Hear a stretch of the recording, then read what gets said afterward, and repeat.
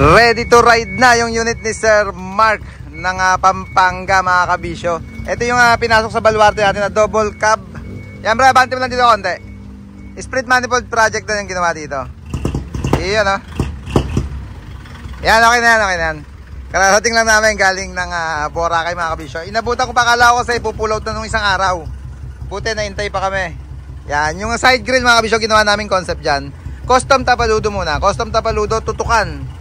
Sa tapaludo, nakatutok sa tapaludo yung side grill niya. Nakatutok sa rear bumper naman yung dulo nung side grill. Yun yung setup mga kabisyo. Paikot siya, malinis tingnan. Ibig sabihin, duktong-duktong siya. Dikit-dikit. Mula dito, tumumbok doon sa tapaludo, umikot, tumbok ulit doon sa rear bumper. Clearance light LED na merong corona. Marker lamp. Ang daming marker lamp na ginamit natin. Yan pati yung sa poste, request nila lagyan din. Yung clearance light or yung top light natin may salakot. Light box. At yung mga chrome accessories mga kabisyo, yan yung mga kinabit dito. Rim cover. Yan. Taka yung bumper extended lang siya mga kabisyo, hindi na pina-automatic. Ganun pa rin ang setup, kahit extended lang siya. May checkered pa rin sa ibabaw. At merong stainless na extension. Corner panel, face panel, wiper panel. Yung box ng bracket ng tawag dito, Yankee. Side mirror. Convoy Express mga kabisyo, ito yung tabi-tabi ko na Surplus Japan, huling set ko na. Ang hirap humanap ngayon mga kabisyo, kahit brand new wala na ring mabili. Bro, yung ball mirror no, dagdagan to isa. Dagdagan dyan sa side nung meron pa tayo dyan, Jet Inoue. Jet din yung idagdag. Shorebed mga kabisyo na merong marker lamp din sa baba. Light box naman dito sa itaas, kagaya yung setup ni Hijacker. Dala-dalawa din yung ilaw. Yan, dilaw na rin yung ginamit natin ilaw dito. Para terno mga kabisyo doon sa clearance light, sa marker lamp natin, yung ilaw dito sa top light at yung running dito.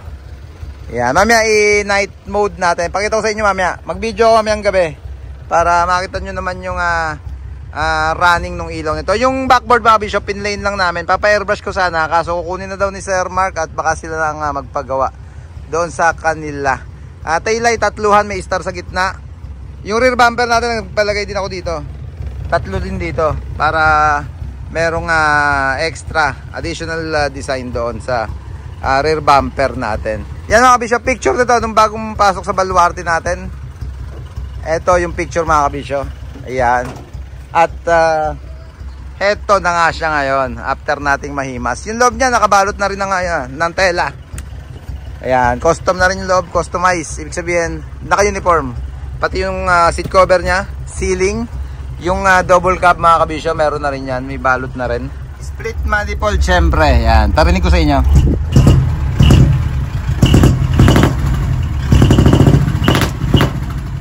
Grabe namang split manifold. Ang ganda kasi, pagka mga canter, ang lakas ng presyo ng makina.